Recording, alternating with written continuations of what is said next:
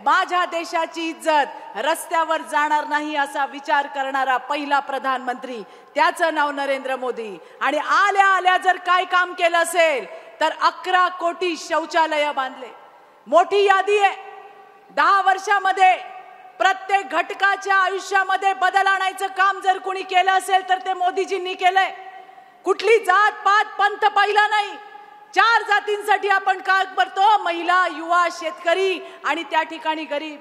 लहानपणापासून आपण वाढलोय, लहानपणापासून आपण बातम्या बघतोय. कधी ऐकलं आपण की शेतकऱ्यांना पण कुठला सन्मान निधी मिळेल? पण मोदीजींनी आज ते सुद्धा करून दाखवलं. आणि म्हणून आज त्या ठिकाणी 140 कोटी देशाची जनता ही मोदीजींच्या सोबत आहे.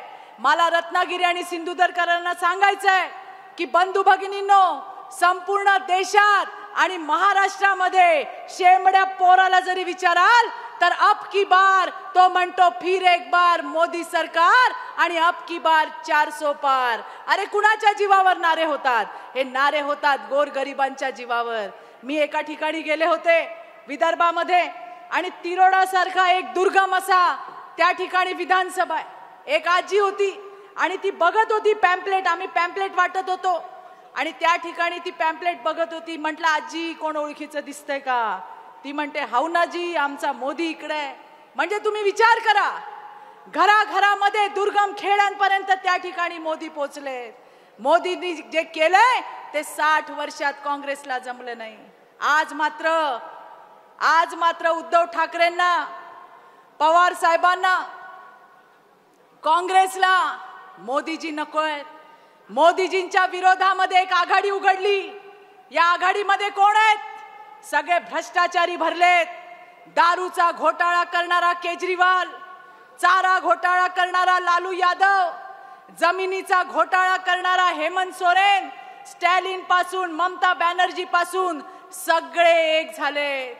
आणि हे आपल्या वाघाला एकटं घेरायला बघतायत. हे म्हणतायत मोदीजी एकटेत. एकटेत का मोदीजी? अरे आपण मोदीजींसोबत आहोत, तुम्ही मोदीजींसोबत आहात. या देशाची 140 कोटी जनता आज त्या ठिकाणी मोदीजींसोबत आहे. आणि म्हणून मोदीजींना कोणी मान खाली घालू देणार नाही. महाराष्ट्रातून सुद्धा आपले नेते देवेंद्रजी, आपले प्रदेशाध्यक्ष बावनकुळे साहेबांनी जे ठरवलंय तेवढ्या जागा आपण त्या ठिकाणी दिल्लीला देणार आहोत. आणि त्याच्यामध्ये रत्नागिरी आणि सिंधुदुर्ग लोकसभेची सुद्धा जागा असणार आहे. हे मला तुम्हाला या ठिकाणी सांगायचंय.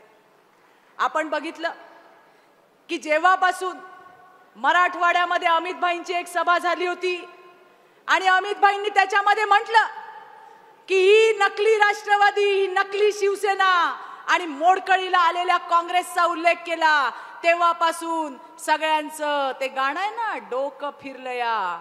पण बाईचं नाही, बाबाचं डोकं फिरलं या, बाबाचं डोकं फिरलं या. कारण तेव्हापासून उद्धव ठाकरे वाटेल ते बडबडतात, वाटेल ते आरोप करतात. आमचे नेते देवेंद्रजींना वाटेल ते बोलतात. त्यावेळेला मी बघितलं राणे साहेब देवेंद्रजींना नालायक म्हणले. बावनकुळे साहेब तुमचं अभिनंदन, तुम्ही खरपूस त्यांचा समाचार घेतला. अरे नालायक कोण? अख्ख्या महाराष्ट्राला माहिती आहे. सत्तेसाठी आणि मुख्यमंत्री पदासाठी मित्राच्या पाठीत वार घालणारा तो नालायक मित्र कोण होता? उद्धव ठाकरे. याचं उत्तर तुम्हाला दिलं पाहिजे. उद्धव ठाकरे म्हणतात मोदी सरकार बोलू नका. अरे तुम्हाला त्याची ॲलर्जी आहे, पण उद्धवजी मोदी सरकार नावाची तुम्हाला ॲलर्जी आहे. पण 140 कोटी या भारताची जनता, त्यांची या शब्दावरती फुल्ल मर्जी आहे. आणि त्यामुळे तुम्हाला सतत ऐकावं लागणार, फिर एक बार मोदी सरकार आणि अब की बार 400 पार. कुठली गोष्ट ठेवली नाही. उद्धव ठाकरे आणि त्यांचे चेले चपाटे 3 टप्पर सकाळी जो येऊन तो थोबाड उचकटलं का गटारच बाहेर पडतं. महाराष्ट्र तुम्ही हिंदू द्वेषी तर आहातच, काँग्रेसच्या मांडीला मांडी लावून बसलात, पण आता तुम्ही महाराष्ट्र द्वेषी झालात. आमची त्या ठिकाणी महायुतीची उमेदवार, एक महिला उमेदवार लढायचं होतं तर तिने केलेल्या कामावरती बोलायचं होतं, पण ते बोलले नाहीत. ते बोलले नाहीत आणि त्या स्त्रीचा अपमान केला. हा त्या स्त्रीचा अपमान नाहीये, हा महाराष्ट्रातल्या स्त्रीचा अपमान आहे. आणि मला माझ्या सगळ्या माय माऊल्यांना सांगायचंय, याचं उत्तर 7 तारखेला दिल्याशिवाय राहू नका. अरे कोण संजय राऊत? राणे साहेबांनी मला परवा प्रेसमध्ये सांगितलं, कोण आहे हा? मराठी मराठी म्हणून मराठी माणसांच्या टाळूवरचं लोणी खाणारे हे. त्या ठिकाणी घराची आस लावून बसलेल्या त्या पत्राचाळीतल्या बायकांना स्वतःची मंगळसूत्र सुद्धा गहाण टाकायला लावणारे हे. कोविडच्या घोटाळ्यामध्ये खिचडी खाल्ली, बॉडी बॅग मधले पैसे पण सोडले नाहीत, असा आर्थिक घोटाळ्याचा जामिनावर सुटलेला हा आरोपी, त्याचं नाव संजय राऊत आहे. आणि यांना धडा शिकवल्याशिवाय राहू नका, हे मला तुम्हाला सांगायचंय. दरवेळेला नाव घेता छत्रपती शिवाजी महाराजांचं, दरवेळेला नाव घेता वंदनीय बाळासाहेब ठाकरेंचं. अरे त्यांनी तर दुश्मनाच्या महिलेला सुद्धा सत्कार केला, तिचा सन्मान केला. आणि तुम्ही आता उद्धव ठाकरे आणि त्याचे चेले चपाटे बाईच्या पदरावर राजकारण करतात. लाज वाटली पाहिजे यांना. कालचा एक छोटासा प्रश्न होता. 2.5 वर्ष सरकार होतं उद्धव ठाकरेंचं. महिलांवर अत्याचार झाले म्हणून सांगतात, अरे तुमच्या काळात जिवंत हाडामासाच्या बाईला जिवंत जाळण्यात आलं. आमच्या विदर्भातल्या निर्भयाला जाळण्यात आलं. कित्येक घटना सांगता येतील. आम्ही मागणी केली होती, विशेष अधिवेशन लावा. अधिवेशन तर लावलं नाही, पण आमच्यावर गुन्हे दाखल केले. आम्ही घाबरत नाहीत कुठल्या गुन्ह्यांना. पण मला फक्त एवढंच सांगायचंय की कालचा एकच प्रश्न होता. उद्धव ठाकरेंच्या उबाटाची एक ऍडव्हर्टाईज चालू होती आणि त्याच्यामध्ये अश्लील चित्रपटात काम करणारा एक ऍक्टर बापाच्या भूमिकेत होता आणि तो म्हणतोय की महिलांवर किती अत्याचार होतात. आम्ही फक्त इतकंच विचारलं, या उल्लू ऍप वरचा माणूस हाच आहे का?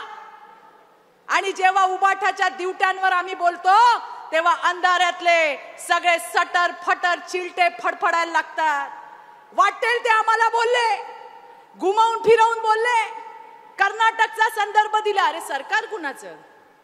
तुमचं सरकार केला असेल गुन्हा, टाका आतमध्ये, अडवलंय कुणी? पण आम्ही एक प्रश्न विचारला, त्या अश्लील चित्रपटातल्या त्या उल्लू ऍप वरचा हा बाप तोच तुमचा बाप आहे का सांगा? तर इकडची तिकडची उत्तरं दिली. वाटेल ते आरोप केले आमच्यावर, वाटेल त्या पद्धतीने बोललं गेलं, हरकत नाही. पण आज उबाठाच्या कुठल्या नेत्यांनी उत्तर दिलं नाही. पण तो जो कोण ऍक्टर होता तोच समोर आला आणि त्याने मान्य केलं की मी तोच आहे.